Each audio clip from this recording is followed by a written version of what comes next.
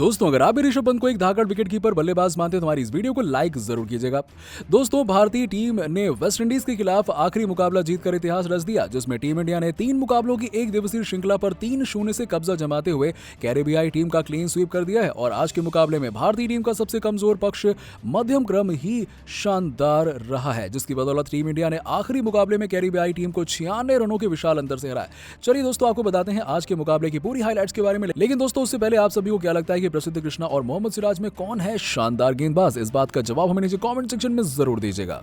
दोस्तों, रोहित शर्मा की अगुवाई वाली भारतीय टीम ने एक बार फिर से विरोधी टीम का क्लीन स्वीप करते हुए दिखा दिया कि टीम इंडिया को ऐसे ही विश्व की सर्वश्रेष्ठ टीम नहीं कहा जाता है। वहीं पूरी श्रृंखला में रोहित शर्मा ने हर एक मोर्चे पर लाजवाब कप्तानी का नजारा पेश करते हुए दिखा दिया कि उनके अंदर जबरदस्त लीडरशिप क्वालिटी है और वो आगे चलकर एक महान कप्तान की श्रेणी में गिने जाने वाले हैं। दोस्तों, तीसरे एक दिवसीय मुकाबले में भारतीय कप्तान रोहित शर्मा ने टॉस जीतकर पहले बल्लेबाजी करने का फैसला किया, क्योंकि आज के मुकाबले में वो अपने बल्लेबाजों को आजमाना चाहते थे। और ओपनिंग करने आए शिखर धवन के साथ खुद कप्तान रोहित शर्मा ने टीम को एक खास शुरुआत नहीं दिला पाई और शुरुआती ओवरों में 2 से 3 बेहतरीन चौके लगाकर रोहित शर्मा ने आक्रामक तेवर जरूर दिखाए। लेकिन इसके बाद वेस्टइंडीज के बेहतरीन गेंदबाज अल जर्जी जोसेफ भारतीय कप्तान को क्लीन बोल्ड कर चुके थे और अपनी टीम को पहली सफलता दिलाई। इसके बाद बल्लेबाजी करने के लिए आए पूर्व कप्तान विराट कोहली भी ज्यादा देर तक टिक नहीं सके और वो जोसेफ की इसी ओवर में आउट होकर पवेलियन चले गए। इसके बाद शिखर धवन कुछ खास नहीं कर सके और 10 ओवर के भीतर ही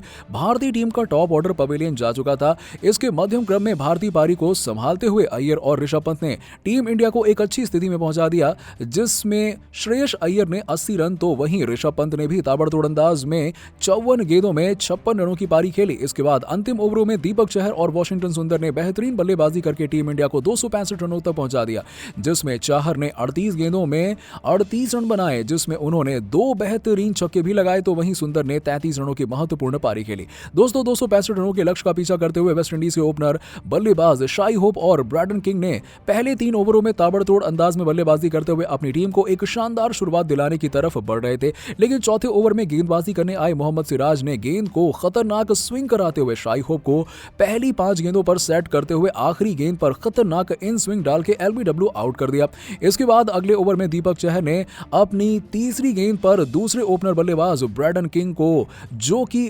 खतरनाक लय में नजर आ रहे थे, उनको स्लिप में सूर्य कुमार यादव के हाथों कैच आउट करवाकर पवेलियन की राह दिखा दी। और आपको बता दें कि दीपक चहर बेहतरीन गेंदबाजी कर रहे थे, जिसका जवाब किसी भी कैरेबियाई बल्लेबाज के पास नहीं था। वहीं अपने इसी ओवर की आखिरी गेंद पर उन्होंने नंबर 3 पर बल्लेबाजी करने आए सेमरा ब्रुक्स को भी श्रेयस अय्यर के हाथों कैच आउट कराकर महज 25 रनों के भीतर ही कैरेबियन टीम के 3 बल्लेबाजों को पवेलियन की राह दिखाकर कैरेबियाई बल्लेबाजी क्रम की कमर ही तोड़ दी। हालांकि इसके बाद बल्लेबाजी करने आए डरेन ब्रावो और निकोलस पूरन वेस्टइंडीज की पारी की बागडोर संभालते हुए अच्छी बल्लेबाजी करना शुरू कर चुके थे और इन दोनों बल्लेबाजों ने पलटवार करते हुए 25 रनों से अपनी टीम का स्कोर 60 रनों तक पहुंचा दिया। और जिसमें अनुभवी बल्लेबाज डरेन ब्रावो ने 30 गेंदों में 20 रन बनाए तो वहीं निकोलस पूरन अटैकिंग पारी खेलते हुए 27 गेंदों में 28 रन बनाए और उन्होंने कमबैक करते हुए कुलदीप यादव की एक गेंद पर बेहतरीन छक्का भी लगाया। हालांकि इसके बाद पूरी श्रृंखला की तरह एक बार फिर से प्रसिद्ध कृष्णा ने खतरनाक गेंदबाजी करते हुए वेस्टइंडीज के सबसे अनुभवी बल्लेबाज ब्रावो को स्लिप में विराट कोहली के हाथों कैच आउट कराकर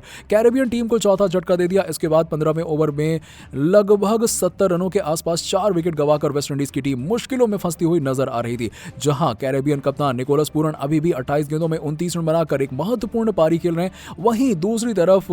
जेसन होल्डर उनका बखूबी साथ निभा रहे थे। हालांकि आपको बता दें कि कंबल के चलते कुलदीप यादव भी खतरनाक लय में नजर आ रहे थे और उन्होंने जेसन होल्डर को अपने दूसरे ओवर में हर एक गेंद पर मुश्किल में डालकर रखा हुआ था। लेकिन उसके बाद जेसन होल्डर और निकोलस पूरन अपनी टीम को अभी भी संभाल ही पाते कि 16वें ओवर में गेंदबाजी करने आए एक बार फिर से प्रसिद्ध कृष्णा ने इस समय अपने बेहतरीन फॉर्म में चल रहे जेसन होल्डर को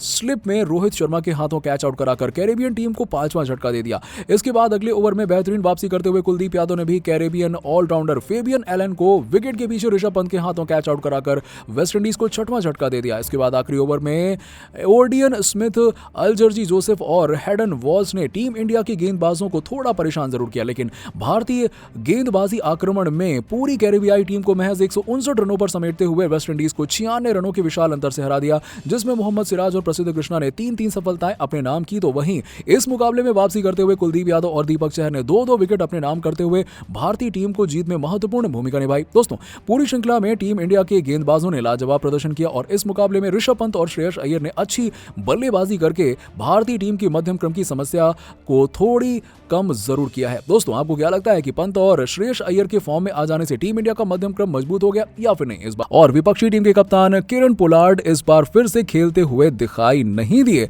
क्योंकि पोलार्ड इस मुकाबले में भी फिट नहीं है और उनकी जगह कप्तानी फिर से निकोलस पूरन करते हुए दिखे। जब भारतीय टीम बल्लेबाजी के लिए मैदान पर उतरी तो रोहित शर्मा के साथ शिखर धवन और रोहित शर्मा ने पहली ही गेंद पर शानदार चौका के मार रोज को जड़ दिया और टीम का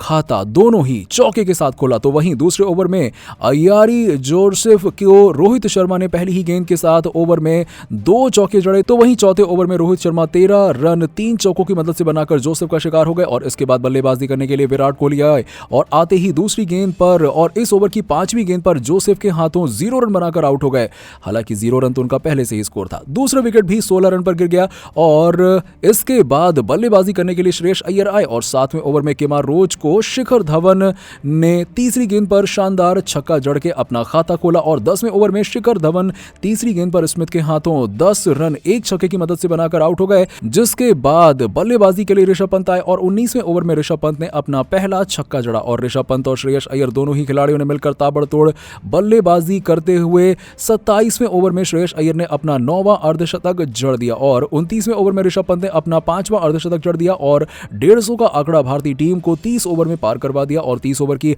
आखिरी गेंद पर ऋषभ पंत 54 गेंदों में 56 रन 6 चौकों और 1 छक्के की मदद से बनाकर हाइडन वॉल्स का शिकार बन गए। और अब बल्लेबाजी के लिए सूर्य कुमार यादव आए और 1 चौके की मदद से 6 रन बनाकर 33वें ओवर में ब्रुक्स के हाथों आउट हो गए और इसके बाद बल्लेबाजी करने के लिए वॉशिंगटन सुंदर आए और इसके बाद श्रेयस अय्यर 9 चौकों की मदद से 80 रन बनाकर हाइडन के हाथों 37वें ओवर में आउट हो गए और इसके बाद बल्लेबाजी के लिए दीपक चहर आए और उन्होंने तेज तर्रार बल्लेबाजी करते हुए एक ही ओवर में 14 रन जड़ दिए और 46वें ओवर में जेसन होल्डर के हाथों 4 चौके और 2 छक्के की मदद से 38 रन बनाकर आउट हो गए और 48वें ओवर में कुलदीप यादव 5 रन बनाकर होल्डर के हाथों आउट हो गए और 50वें ओवर में वॉशिंगटन सुंदर 33 रन 2 चौके और 1 छक्के की मदद से बनाकर होल्डर के हाथों आउट हो गए और बल्लेबाजी के लिए मोहम्मद सिराज आए और पहली ही गेंद पर शानदार चौका जड़कर पारी की अंतिम गेंदों पर जेसन होल्डर के हाथों 4 रन बनाकर आउट हो गए और इसी के साथ ही भारतीय टीम 50 ओवर में 265 रन बनाकर ऑल आउट हो गई और वेस्टइंडीज की टीम 266 रनों का लक्ष्य वेस्टइंडीज की टीम को दे दिया। और जब वेस्टइंडीज के बल्लेबाज बल्लेबाजी करने के लिए आए तो शाई होप ने पहली ही गेंद पर 1 रन के साथ अपना और अपनी टीम का खाता खोला और पहला ओवर गेंदबाजी के लिए दीपक चहर करने आए और दूसरे ओवर में मोहम्मद सिराज को शाई होप ने चौका जड़ के पहली बाउंड्री अपने और अपनी टीम के लिए लगाई और तीसरे ओवर में गेंदबाजी करने के लिए दीपक चहर आए और उनको ब्रैंडन किंग ने लगातार 2 चौके जड़ दिए और चौथे ओवर में वेस्टइंडीज की टीम को मोहम्मद सिराज के हाथों शाई होप के 5 रनों के साथ ही पहला झटका लगा। इसके बाद बल्लेबाजी करने के लिए डैरेन ब्रावो आए और आते ही पहली ही गेंद पर चौका जड़ दिया और 5वें ओवर में दीपक चहर गेंदबाजी के लिए आए और उन्होंने ब्रैंडन किंग को 14 रन पर आउट कर दिया और इसके बाद बल्लेबाजी करने के लिए ब्रूक्स आए और इसी ओवर में अपना विकेट दीपक चहर को दे दिया और इसके बाद बल्लेबाजी करने के लिए कप्तान निकोलस पूरन आए और 11वें ओवर में वेस्टइंडीज की टीम ने 50 रन का आंकड़ा पार कर लिया और निकोलस पूरन ने कुलदीप यादव को 13वें ओवर में अपना पहला छक्का जड़ा और 14वें ओवर की पहली गेंद पर डैरेन ब्रावो 20 रन बनाकर प्रसिद्ध कृष्णा के हाथों आउट हो गए और इसके बाद बल्लेबाजी करने के लिए जेसन होल्डर आए और 16वें ओवर में प्रसिद्ध कृष्णा ने पहले जेसन होल्डर के हाथों एक शानदार चौका खाया और वापसी करते हुए ओवर की अंतिम गेंद पर जेसन होल्डर को 6 रन पर आउट कर दिया। इसके बाद बल्लेबाजी के लिए फेबियन एलन आए और अगले ही ओवर में कुलदीप यादव के 0 रन बनाकर शिकार हो गए और बल्लेबाजी के लिए जब जोसेफ आए तो एक तरफ बेहतरीन बल्लेबाजी कर रहे निकोलस पूरन 34 रन बनाकर कुलदीप यादव का शिकार हो गए और अगले ही ओवर में